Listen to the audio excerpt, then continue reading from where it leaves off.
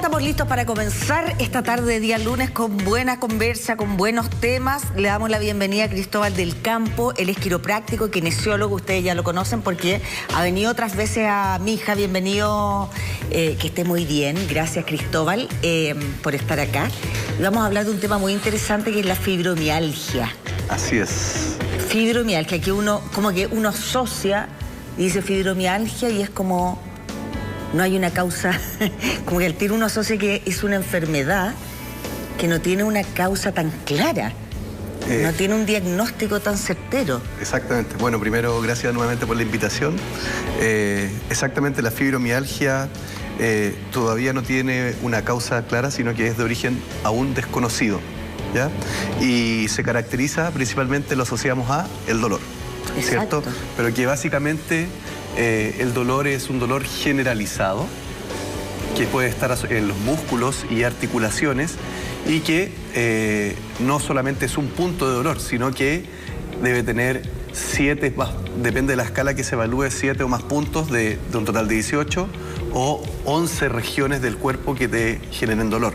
Si una persona, por ejemplo, tiene dolor occipital, en la mandíbula, en el codo, que en la muñeca, que en la rodilla, no puede ser que todos esos músculos estén dañados o todas esas articulaciones estén dañadas y provoquen dolor, sino que uno va más a este diagnóstico más generalizado, que siempre es de tipo persistente, es decir, que dura más de 3 meses y que lo más importante, que está asociado a sensaciones de fatiga, ¿ya?, a alteraciones de los ciclos del sueño y alteraciones cognitivas, por ejemplo, como problemas de memoria, de concentración. Y que no está asociado a algún diagnóstico, por ejemplo, como una enfermedad reumatológica inflamatoria. O sea, estos dolores que tú hablaste, que pueden ser 7, 11 de regiones, de articulaciones, ¿tienen que ser simultáneos para que uno diga, puede que sea fibromialgia? No es que hoy día o en la mañana me dolió la rodilla y antes de acostar me dolió, no sé, por el cuello. No, mira, es simultáneo. Esto es en el momento que se evalúa. Por lo general estos dolores son de larga data. No es que un día me dolieron 9 puntos y tengo fibromialgia y después a la semana se me pasó. No, tiene que ser de más de 3 meses de duración, que no esté asociado a otra patología y que por lo general estos dolores van fluctuando. ¿Por qué? Porque tiene mucho que ver con el estado de ánimo, con el estrés, sobre todo con las alteraciones del ciclo del sueño. Mira. Seguramente si una persona duerme mal, al otro día va a tener muchos más dolores que si un día durmió bien o fue un sueño reponedor. O sea que cuando te diagnostican fibromialgia es porque te descartaron todas las enfermedades asociadas a los huesos y a los músculos. Digamos. Mira, llevémoslo a lo práctico, así. En general, esta patología es difícil de diagnosticar porque es exclusivamente de diagnóstico clínico. No hay algún examen que pueda ser certero, así como este examen de sangre, esta imagen me dice que tengo fibromialgia. No, es clínico. Y es clínico y los criterios diagnósticos son estos que te mencionaba anteriormente.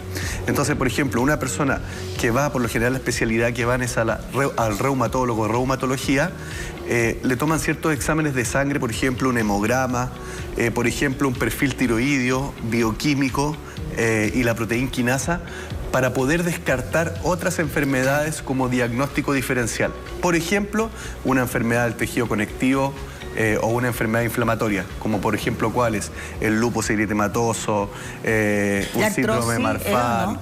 O la artritis, la artrosis. Sí, la artritis reumatoidea también es un diagnóstico diferencial. Cuando esto se descarta con el factor reumatoideo, todos estos exámenes de sangre, y si la persona cumple este criterio, o sea, tener más de 7 puntos en el índice de dolor generalizado, tener más de 5 puntos en la escala de severidad de los síntomas, que es una escala súper específica, que es objetiva, y tener dolor por más de 3 meses y que no esté asociado a otra patología, estamos en condiciones de diagnosticar a una persona con fibromialgia. Oye, ¿y por qué razón?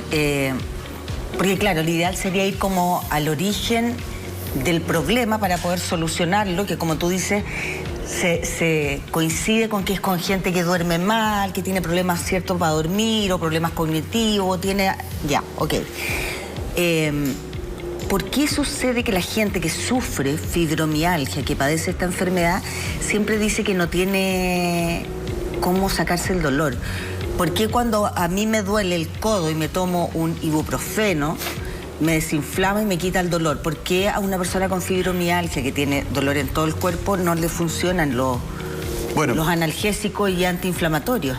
Esto ha ido evolucionando y hemos ido como profesionales de la salud y la evidencia científica ha ido siendo más específica en los tratamientos para estas personas, porque no hay una estructura, o sea, como eso está roto, eso está gastado, que me diga, por eso me duele. Entonces, de repente a las personas, a todos, nos interesa mucho saber el por qué me duele. Entonces, eso lo hace un poco frustrante. Pero las causas específicas del dolor no tienen que ver, como te decía, con la estructura, sino que tienen que ver con la alteración del funcionamiento de nuestro sistema nociceptivo. Nociceptivo significa dolor, que se hace más hipersensible, que quiere decir que a un menor estímulo se gatilla las vías de dolor o se activan las vías ascendentes de dolor. Es decir, no es que su sistema esté malo, sino que está más sensible y su umbral baja, por ende se activa precozmente y se hace exacerbada esta sensación. O sea, pero a la persona sí le duele, efectivamente, sí tiene dolor, sí se activa esa vía, pero se activa más fácilmente. Lo que yo puedo sentir como tacto, a lo mejor esa persona lo va a sentir como un dolor horrible. Terrible. Sí. Entonces, tú como quiropráctico, como kinesiólogo, ¿existen tratamientos donde uno pueda llamarte o ir personalmente y que te alivie un poco? Sí, claro, por supuesto. La evidencia científica hoy en día nos concentramos en 4 pilares fundamentales para tratar a los pacientes o a las personas que padecen fibromialgia. Un punto muy importante, y esto lo puede hacer cualquier profesional de la salud que esté capacitado en tratar estas condiciones, es del síndrome fibromiálgico, es la educación. Y la educación de las neurociencias del dolor, que básicamente, en resumen, lo que tenemos que tratar nosotros de lograr es que esa persona entienda el por qué le duele. No porque la articulación está gastada ni nada por eso, sino que es un problema del sistema nociceptivo que activa las vías de dolor más fácilmente. Y en base a esta educación, evitar, la ansiedad por parte de los pacientes y sobre todo evitar el catastrofismo. Porque si tú le dices, no, este dolor va a ser para siempre para ti y no te va a mejorar con nada, obviamente que el impacto que tiene eso en la corteza cerebral de las personas, lo más seguro es que no se puedan recuperar. Y como lo hemos dicho muchas veces, cambiamos el dolor, por ejemplo, como crónico, porque parece que fuera para siempre, por persistente. Entonces la educación es un pilar muy importante. El segundo pilar muy importante es el ejercicio físico. El ejercicio físico ha demostrado que tiene muy buenos beneficios en los pacientes con fibromialgia. La evidencia avala en ejercicios de baja, moderada intensidad, aeróbico e incluso de fuerza. ¿Pero por qué de baja y moderada intensidad? Porque el de alta intensidad le va a hacer mal. No es tanto por eso. Es porque se ha visto en la evidencia científica, cuando tú le haces mayor intensidad, en un principio los pacientes con fibromialgia abandonan el tratamiento. Entonces, es hacerlo controlado y que no evolucionar o aumentar las cargas más de un 10% en el plazo de 2 semanas. O sea, si lo aumento mucho, eso podría ser contraproducente. Ese sería el segundo pilar, que también va asociado de la misma manera con las terapias manuales y sobre todo con lo mío, que es la quiropraxia. Porque nosotros al realizar un tratamiento quiropráctico o un ajuste quiropráctico en estos pacientes o una manipulación o movilización de baja velocidad, lo que hacemos es afectar directamente a la modulación del sistema nervioso, que es el que está hiperactivo. Entonces inhibimos estas vías ascendentes que llegan a la corteza y me activan el dolor, las inhibimos con estas manipulaciones. Y activamos vías inhibitorias descendentes que también van a modular y controlar el dolor. Entonces eso va asociado. El tercer pilar fundamental es el tratamiento psicológico. ¿Sí? Es muy importante, tiene alta evidencia. Y por último, el tratamiento médico con los medicamentos, que principalmente ahí se ayuda con medicamentos antidepresivos, con relajantes musculares e incluso con pregabalina en algunos casos. Mira, qué importante el punto 2. El punto 2, cuando tú dijiste no decirle jamás al paciente esto es de por vida, vas a vivir con dolor. Creo que es súper importante en ese sentido los especialistas no ser tan drásticos con un diagnóstico así, porque soy una convencida de que los escenarios pueden ir variando día a día. Uno no sabe cómo va a reaccionar, porque en este caso cada fibromialgia es especial y depende mucho también cómo la aborde la persona que está padeciendo el dolor, ¿cachai? Y si hay algo que uno sabe es que en la medicina finalmente no hay certezas, por lo tanto uno se sorprende de repente de casos que uno dice, pero ¿qué es? Un milagro, esta persona tenía fibromialgia y ya no la tiene. Pasa muy poco, pero uno conoce, empieza a buscar y encuentras casos de gente que sí ha logrado controlar el dolor o vencer el dolor o que le duela menos, no sé. Sí, no, hay muchos casos que de éxito. Lo importante, el mejor tratamiento, no es que esté profesional, sino que sea un tratamiento inter o transdisciplinario. Claro. O sea, que tenga foco en varios profesionales. El médico, ¿cierto? El kinesiólogo, bueno, en mi caso como el quiropráctico, el terapeuta ocupacional, porque acuerde que esto está asociado con mucha fatiga, entonces tiene que optimizar al máximo la energía de ese paciente. El psicólogo, por supuesto. Entonces, un tratamiento interdisciplinario es la mejor manera de abordarlo. Y obviamente... Es jodido tener fibromialgia. Mira, es que porque además tú estás diciendo, claro, la forma de abordarlo correctamente es con todos estos especialistas. Pero mira, imagínate que hay detalles que pueden hacer la diferencia. La evidencia científica es clara y dice que el 75% de las personas con diagnóstico de fibromialgia tienen trastorno del sueño. Ya. 75%. Claro, ese es un dato contundente. Entonces, ¿qué tenemos que hacer? Preocuparnos de dormir mejor. ¿Cómo? Enseñarle, educarlo, tratarlo. Hay veces que, por ejemplo, los pacientes que tienen trastorno del sueño tienen una alteración del funcionamiento del sistema nervioso autónomo. ¿Ya? Por ejemplo, no sé si has escuchado la disautonomía, ¿no? Que son estos pacientes que tienen una hiperactividad del sistema parasimpático y se tienden a desmayar. Y por lo contrario está la hiperactividad simpática, que es por el estrés, y esto hace que tu corazón, por ejemplo, esté funcionando más rápido de lo normal, tenga estreñimiento, puedas tener la presión alta, y controlando el funcionamiento de ese sistema nervioso autónomo podría mejorar mucho la higiene del sueño de ese paciente. Sí, es súper importante eso, probar distintas cosas. Cuando dicen no vea pantalla antes de dormir, probarlo, pues háganlo. Sí. Si te duele, sí, haz la cuestión de probar, no ver pantalla, comer 3 horas antes de ir a acostar. Hay que ir haciendo y experimentando todos los consejos que te hacen sentido, obviamente, sí, que uno escucha, y probarlo y experimentarlo, porque si no, ¿cómo vayas a saber? Sí, nosotros entregamos a nuestros pacientes una pauta con 17 puntos para mejorar su higiene del sueño. Y yo siempre les digo, no te pido que cumplas los 17 al pie de la letra. A lo mejor de eso ya hay 5 que tú ya haces. Claro. Está perfecto. Y a lo mejor va a haber 3 que tú no vas a poder hacer. Pero por lo menos esto te sirve como una referencia, ir marcando los que ya tienes, claro, check, y los que vas mejorando y los que definitivamente no vas a lograr. Pero ya poner un poquito de eso y entender que el trastorno del sueño afecta directamente a la fibromialgia y al dolor que sienten las personas. Y un montón de otras cosas más. Sí. Es clave dormir. Oye, bien. Otro dato, en la proporción de fibromialgia es 9-1, mujeres versus hombres. Mira. 9 veces más se producen las mujeres. Ya sabemos que entre 30 y 50 años, ya, el 95% de los casos. Mujeres en ese rango de edad, sí, y que está relacionado con el tema del sueño. El mal dormir podría ser eventualmente una de las causas. Y otro, 61% son personas que tienen fibromialgia, tienen sobrepeso u obesidad. Ya, buen dato. Ahí tenemos 4. Entonces ahí hay otra cosa donde atacar. Factores, claro. Trajiste este esqueleto, sí, para mostrarnos los puntos donde generalmente duele esta enfermedad. Sí, mira, por ejemplo, permiso. Sí, hay unos puntos que se llaman tender point, que son puntos sensibles a la palpación. ¿Ya? Y que esos puntos antiguamente, hay 18 puntos en el cuerpo. Cuando una persona tenía 11, era altamente confiable que pudiera diagnosticársele esta fibromialgia. Claro. Entonces, lo quise traer para que a lo mejor las personas en la casa puedan decir, oye, yo tengo ese dolor, entonces a lo mejor puedan tener una orientación, porque por lo general estas personas tienen fracaso en los tratamientos porque son de larga data. Por ejemplo, en la región occipital, acá, lado derecho o izquierdo, que está entre este huesito que es el proceso mastoide y esta cresta occipital. Si tiene hipersensible dolor en esta zona, sería 1 punto, y si es de los 2 lados, serían 2 puntos. Ah, ya, este vale por 2.